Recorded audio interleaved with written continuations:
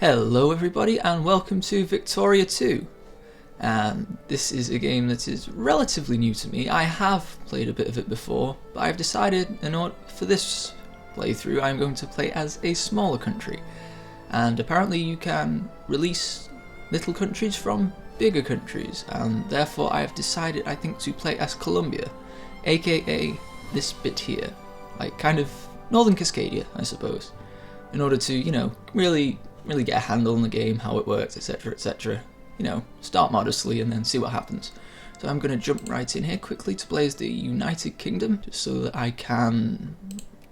Ooh, that frame rate, that was not great. Anyway, release nations. See, Australia, Canada, Colombia. Release nation and players. Okay, and so yeah. This is now us.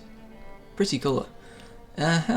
And so we are a really small, tiny country with 35,000 people in it.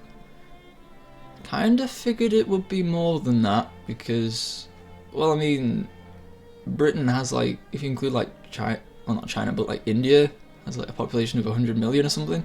But you know, we'll manage. And I think our objective for this, insofar as there is one, should be to like colonize all of these bits as soon as possible. And just, there's something about if you get like, you need to become a secondary power and get prestige, and then you can colonize. And just try and build up our population as much as possible from that pretty small start. And so yeah, let's see, our budget. How's our budget doing? Well, we can get rid of military spending. I don't think we're going to be having much of a military. Because I mean, even if we did like try and have a military, I'm pretty sure that as soon as anybody looked at us funny, we would just surrender immediately, because of 35,000 people, like Russia regularly, I would imagine would just put like, I don't know, just have 100,000 men or something chilling around here. So yeah, it's probably not worth doing. Probably not. Let's see our population. Apparently we're 100% Native American. Okay, that's cool, I guess. Wasn't really expecting that, but alright. I guess they like, Britain had just claimed this bit of land, like planted the flag, but hadn't actually moved anybody in yet, so it's, the population's like still entirely what it would have otherwise been, which is, you know, it's interesting. Again, like 100% animist, which I guess makes sense. So yeah, technology. And now, the kind of, I feel like for the reasons stated before, that doing military tech beyond the ones that you need for like reducing life rating so that you can have colonies, well, that's kind of useless, and the same with the Navy ones. So I don't know, let's see. Education for colonial migration. Now that seems like something that we want, because I imagine that having a really small population would mean that you can make people literate way more quickly. That makes sense. And because clergymen in this game are the people who make people literate, I'm going to encourage them as our national focus for this whole region. And therefore, yeah, we should see that go up fairly quickly, I think. I'm going to play in a high speed setting because I don't think there's going to be like intricate day-to-day minutiae that I really need to deal with. Just let a few days go past and see how the budget's doing.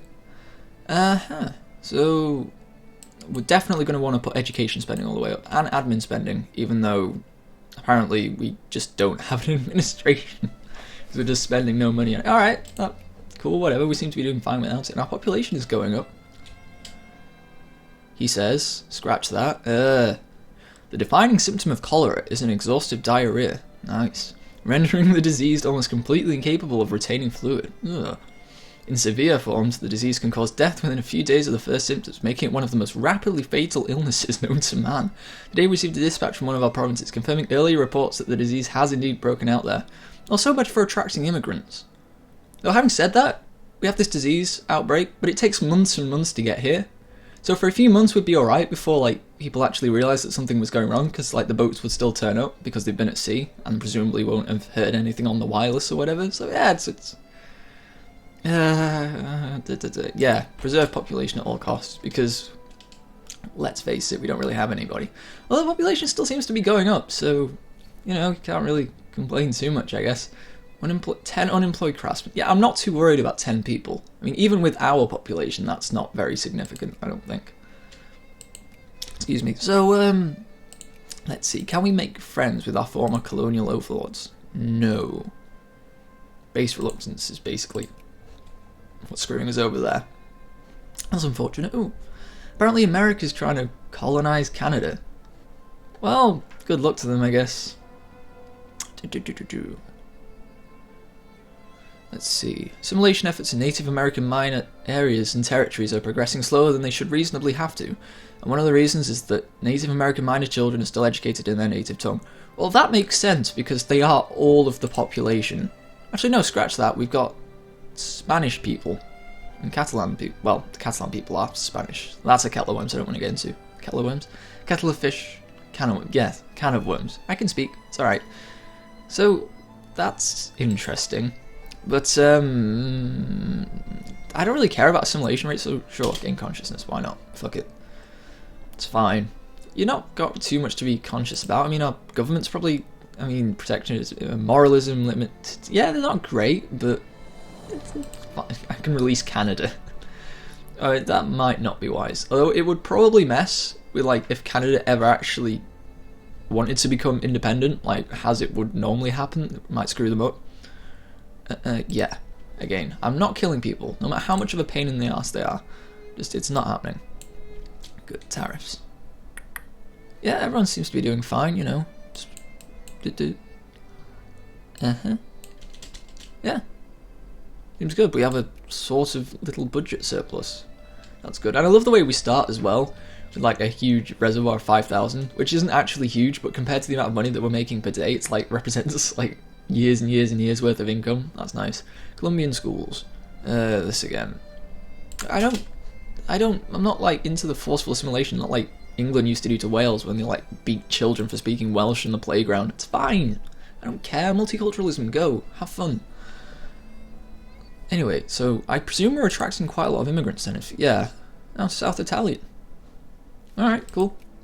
You'd expect to see more like, you know, English, Scots, French, Irish people, but yeah.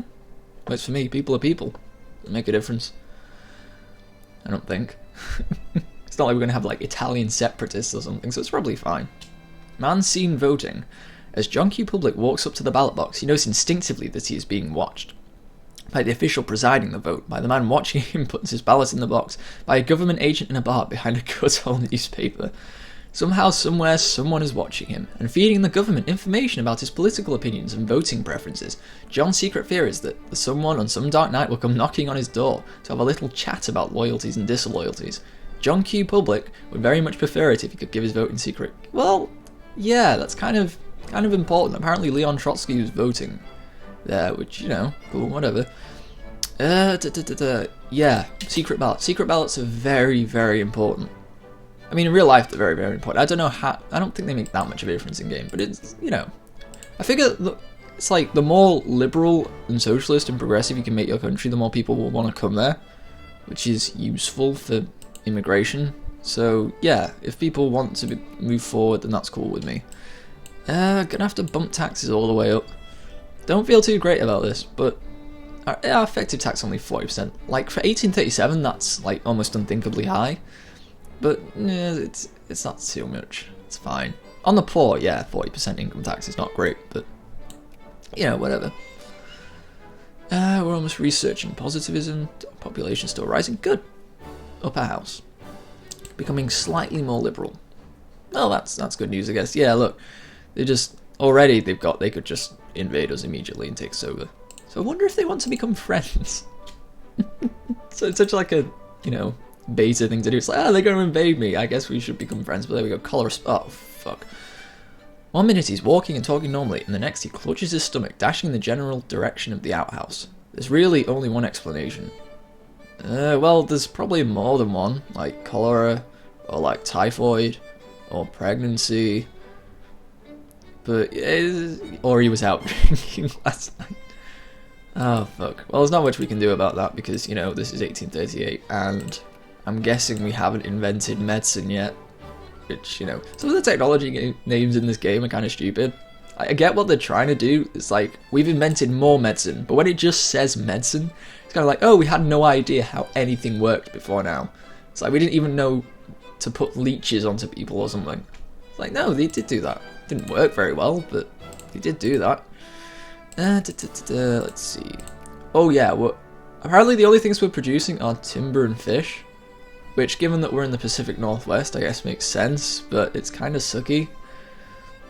Oh well. I mean, you'd expect us to have at least some farms. At least one. Like, one farm. Cause yeah, we're having to, like, import everything that isn't timber and fish. Oh god. Banana Republic. Prestige gain, sure, we're gonna need that. Research early, I guess, like, you know, compound interest is one of the most powerful forces known to man or something. I can't remember who said that. It's probably like Einstein or something. So if we get it early, then it's probably going to be way more effective. Coronation of Queen Victoria. On the 20th of June 1838, Princess Alexandrina Victoria of House Hanover ascended to the throne of the United Kingdom of Great Britain and Ireland as Queen Victoria. Her reign, which would last even a few years into the 20th century, would later be remembered as the absolute zenith of the British Empire, upon which the suns never set. The last British monarch of the House of Hanover, her ascension also marked the end of the personal union between Britain and Hanover. Oh no. So we don't own random bits of Germany anymore. That's sad. We'll say we. Britain. Even though, as you can probably tell, I am British, but you know, whatever. English specifically. But today, a jubilant crowd in London has escorted the young Queen Victoria to her residence in the newly built Buckingham Palace. Alright. And as if to mark her coronation, Britain just ate a big chunk of what's now Canada. So, you know, there were worse presents. We're losing money, and I don't think there's really a lot I can do about it currently, because I'm taxing everyone to max, and everybody's, tariffed, so an attempt to justify war using demand concession capability against Burma. I worried for a second because I thought that was us, but it's coming up even though it's against Burma. Like, to be honest, if Britain wants to mess around with, like, Burma and Thailand and whatever, I really don't care. Like, that's your prerogative. And they're just eating Oregon. Okay, borders are taking shape fairly historically, although there's still some contention over Washington. That's the thing, it will still be called Washington, even if Britain takes it, which you think they probably wouldn't want to do. But, you know, you can't really help that. Although Crusader Kings 2 does have, like, a whole bunch of, like, culturally specific names for stuff, so if you're playing as, like, the Norse people, and you take over Scotland, Scotland will be spelled with a K rather than a C. Like, I think that's a nice touch, but I understand why it isn't in this game. Yeah, well, I'm anti-death penalty, so I'm prisoning, whatever, don't care. Jesus Christ. It's kind of like Nintendo, or something, our situation like now. It's like, the prospects are bleak and we're making no money, but we have ridiculously huge cash reserves, so we can kind of like trundle on for probably 4 decades and be fine. Bread riots.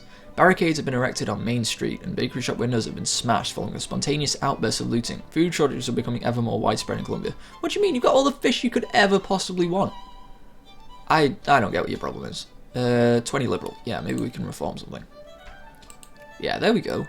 Secret ballots. We are... Which one will make the most difference? Upper house based on population I think is really good. Because later on in the game... Oh, more colour, fuck. Yeah, later on in the game you can do stuff like, well, there are events that will like make 40% of the population turn socialist. And I really want to turn this country into some sort of like Cascadian socialist paradise. So that's good. Oh, well, it would be good. Anyway, I don't know. Yeah, our literacy rate's doing well at least. That's something. We can be like the cultural capital of the world even though we've got nothing going for us apart from like timber and fish. And just like the whole place is essentially just the setting of a Stephen King novel. You know, it's fine, it's beautiful up here. Just more immigrants. South Italian, other Spanish, Basque. Cool. Okay. Still no British or like French people. Or Irish. You know, whatever. Let's see. So yeah, it's all going reasonably well, I think. Budget catastrophe notwithstanding, impending in about 5 decades. How's our politics doing? Yeah, it's still the same release nation decisions. I kind of feel like I made a bit of a mistake and I should have played as like a more action-packed nation, if that makes sense. But, you know, it's fine. I'm still learning. It's my very first video. The idea of this is that on like the 1 in a million chance I succeed, even though like every man and his dog these days is making crappy YouTube videos of variable quality, and that's being generous. Maybe if I can make like a few pounds off it or something for like 3 people who might ever watch this not having ad block, then maybe it'll help with paying for uni or something. I mean, given, you know, the coalition's stance on university fees and that they cost £9,000 a year, it's probably not going to help that much, but still, it's nice, and it's something to do when I'm bored. Yeah, war between countries is never good. Kind of mostly true, I'm imagining. Of course, there are exceptions, but then most of the time that problem is caused by war in the first place. It's like, yeah, it was a good idea to go to war with Nazi Germany, but it was only a good idea because they decided to be jingoistic, expansionist, fascist bastards in the first place. You know, so, yeah, anti-military, I don't care. Whatever, it's not going to make that much of a difference, to be honest. No, population, in spite of all the cholera, people still haven't got the word back in Europe that it's not going so well. Yeah, secularism, too right. Prestige gain, 5% good. Apparently we're the 55th ranked nation in the world, which, considering our population is under 50,000, that's not bad. I think considering like the Zulu or something are probably ranked like 100th, but they could just completely overwhelm us immediately. Ooh, that's really good. Okay. Research points plus 50%, excellent. Regional, state capitalism, sure, whatever. I should probably like be trying to keep people's militancy and stuff low, because if any kind of rebellion whatsoever happens, we're fucked. Because we have no army, and we probably don't have enough to mobilize people. You know, it's fine. Ooh, share prestige. Cool. And our budget surplus situation just got a lot worse as a surplus. We don't have a surplus because we elected liberals, and we can't tariff the crap out of everything anymore, which sucks. Maybe we can reduce education spending a bit, so we're not completely in the red. But I really don't want to do this. Then again, our literacy is still going up quite quickly, so it's not the end of the world. Hopefully we'll elect some kind of party that likes tariffs after this. Actually, no, we can choose a... Oh, because we have a monarch, so the monarch can just dismiss the government. Because I'm guessing we're still part of the Commonwealth or whatever. Like they did in the 70s in Australia. Like the Australians, I'm not sure what the exact details was, but they couldn't form a government, so like the Lieutenant General or Governor General or whatever was just like, nope, you guys, out. Had enough. Blah. Reads out this big long statement before the Aussie Parliament. It's like, yeah, decided to implement the government. Says God save the Queen and walks out the room. It's great. See, that's why you need to be part of the Commonwealth, Australia. In case you can't sort your own problems out, we can sort them out for you. Yeah, so, yeah, the budget... I feel like there's not a lot else we can do. It's like, we cut education spending, but then we're shooting ourselves in the foot for the long term. And I'm taxing everyone because... Well, why would I not? Because it's not like they've got much to spend their money on. I mean, it's not going to make that big of a difference. Because our economy's all exports anyway, by the looks of it. Hard work and toil. Prestige. Always take the prestige. Excellent. So, crisis. What was that? Crisis in Washington. Oh, apparently things are getting antsy over there. Well, you know, suppose if someone was trying to colonize part of what's now the continental United States, I'd probably be quite angry as America too. Hey-ho. Also, that Mexican border is goddamn hideous. Look at that. Smooth. Make it smooth. Please, God. It's awful. Maybe that's why Andrew Jackson or whatever like decided to do the Mexican-American War. It's like, our borders are hideous. We need to do something. Yeah, manifest destiny. You know, make it easier for the cartographers. Oh. Okay, well, that's an historical departure. Okay. Whatever. More reforms. Sweet. PR. Yes. Should probably have gone for secret ballots first, to be honest, but yeah, whatever. It's fine. Research points. Excellent. More prestige. So yeah, people are going to think really, really highly of us, even though they've no reason whatsoever to think highly of us. Like, we've got no army, we've got still only like 26% literacy. Yeah, legislative means fine. 118. Why are you becoming craftsmen? We have no factories. And barring a ridiculous population explosion and agricultural revolution in which we actually get a farm, there probably is never going to be a factory here. Guys, let's go back to being fishermen or lumberjacks or something. Or soldiers. We've got like 3 of those, even though we don't have an army. It's fine. Do that. Do something useful. Stop starving yourselves to death. It's a complete waste of everybody's time. I should probably think about like building railways or something at some point, because I guess any economic boost we can get our hands on, the better in terms of resource output. And we could build a navy. We could do that. Although, since we're not going to be researching the naval techs, frigates and stuff will be outmoded anyway, and it's not going to be, again, excuse me, it's not going to be much help, because, you know, as soon as we get into a war with anybody with half a navy, it's curtains, game over. Reactionary 10%. I thought I said like 100% there. It's like, what? Some sort of fascist coup d'etat. But no. I do really appreciate the round numbers though. That pleases me. Pleases me a lot. I wonder if we put in the reactionaries or the nationalists or whatever, then we'd be able to like just outlaw all of the ruling parties and have a dictatorship. Because it'd be bad because we'd probably never be able to put in better reforms, but then again, it's like we already have we started with good reforms given that we started in 1836 in Sulu. Not my business. But yeah, but we would be able to have a better policy towards tariffs and build factories if we wanted to. Although they would probably just implode and we'd have to subsidize them anyway, and that would just destroy the treasury. So yeah, it's probably not a good idea, just for a whole host of reasons. Population. North German. Wow. Okay.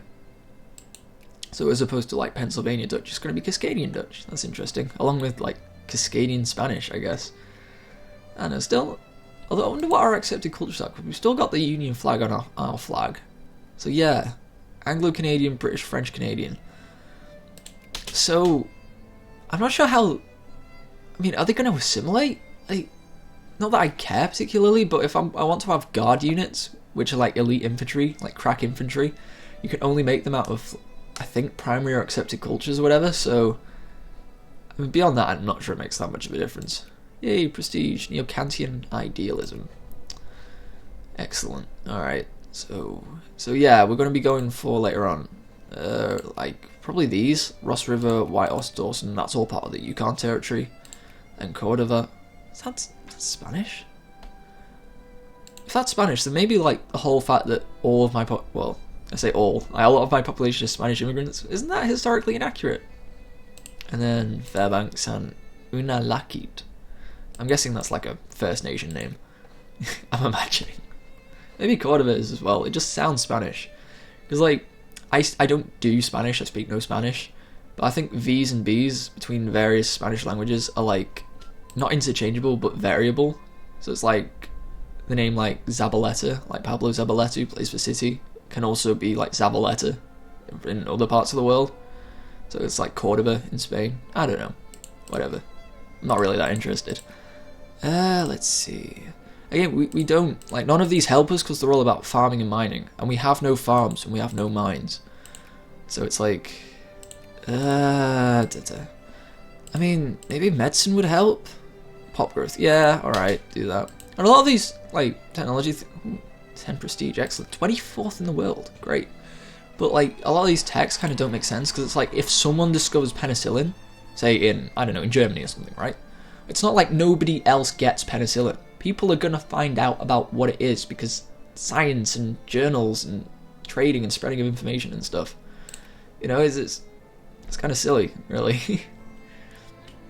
Or something, an even better example, something like stethoscopes or something on the subject of medicine. It's like, it's not, there isn't like a proprietary process by which there's only one way you can make stethoscopes and only Brits discovered it. It's like, no, or just import them or something. If you can't make them. God is dead. I'm not sure I'd go that far, but you know, yeah. I don't want people being in favour of moralism because it's probably alright in terms of the game, but in terms of like real life, it's like state and government. Sorry, not state and government. Like state and religion merges once. Like, that doesn't go so well most of the time. I mean, yeah, it's a bad idea merging state and religion. Having said that, I live in Britain, and theoretically, we have a state religion and the Queen's the head of the church and all the rest of it, but it doesn't make that much of a difference.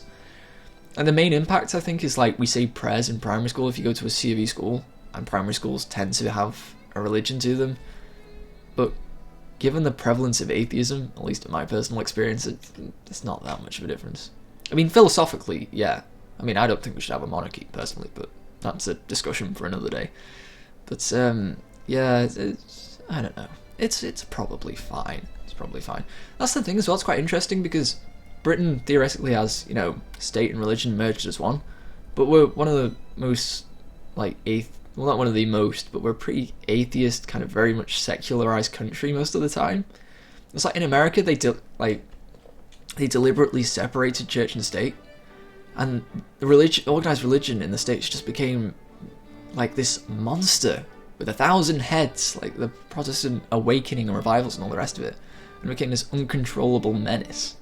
This like kind of reactionary, horrible, not actually what Jesus thought, kind of conservative mega churches, the people in charge of whom always turn out to be in the closet or paedophiles. It's just, maybe we had it right all along, is what I'm guessing at here, so we didn't end up like Alabama or something. Anyway, Dred Scott, oh, this is Civil War stuff, this is... I suppose it was going to happen eventually. Dred Scott, having been a slave, remains a slave. Dred Scott versus Sanford. Dred Scott, born a slave in Virginia, has, with the help of abolitionist legal advisors, sued his owner, claiming that his present residency in a free state requires his emancipation. Too right, bro. The United States Supreme Court has ruled that this, in fact, is not the case. Oh. And, oh yeah, that's how this went historically. I'm guessing this is just historically how it went, rather than like there being a chance for it to go differently. And effectively, that the property rights of slave owners are protected regardless of where in the Union the slave resides.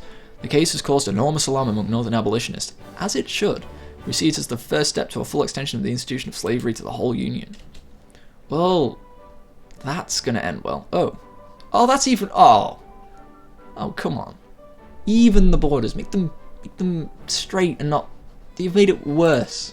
Fucking Andrew Jackson with his not caring about borders. Bastard. That was the worst thing he ever did. Literally the worst. Like the Trail of Tears and stuff, Native American rules. No, this. This is a goddamn trouble. I'm pointing at the screen even though you can't see my hand. Whatever. You know what I'm saying. Research point in school. Oh, should probably select... I wasn't paying attention. Should probably have selected a new thing to research. Again, more educational effectiveness. Good. Because, again, if we, like, make our education better, then we can afford to spend less money on it to get the same outcome, which is good when people keep voting for Liberals, in spite of the fact that they're going to destroy my budget because they don't like tariffs very much. It's rather unfortunate. You know, it's kind of weird, like, the reversal that we've had. In terms of, like, liberal, in this sense, meaning classical liberal, essentially is, like, kind of Ayn Rand, almost. Like, libertarianism, like, proper libertarianism. Whereas the conservatives in this period are the ones who want, like, the core laws and protectionism and stuff. No, it's completely reversed. Well, sort of. No, now everyone's a neoliberal, actually. But still, it's interesting. Nutrition. Beer hall opening.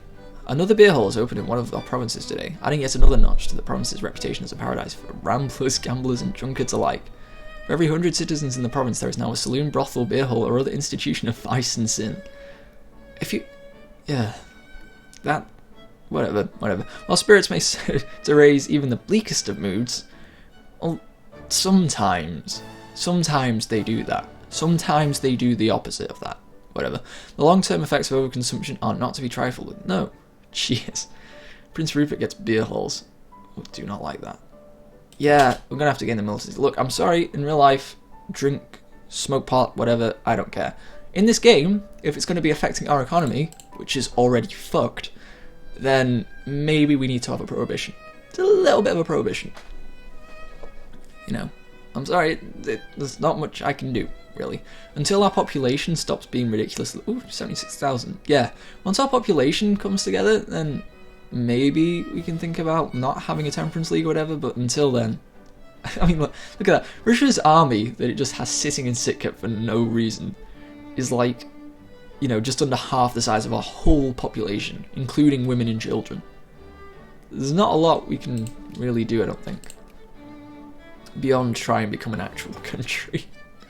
I mean, we are an actual country, it's just not a very important one. See, if those figures hold up, then we can get the Conservatives back and we can have more tariffs and stop slowly sliding into bankruptcy, which would be nice. It would really be nice. Hang on, what the life rating is? 1,000 people, grain, like 15, okay. So yeah, we should be able to do that eventually. I wonder how the world's doing, just as a general thing. Russia's scary. Britain being Britain, that looks fairly similar. Apparently Ethiopia is getting eaten by Egypt, which, sucks for them. I've always wanted to go to Ethiopia.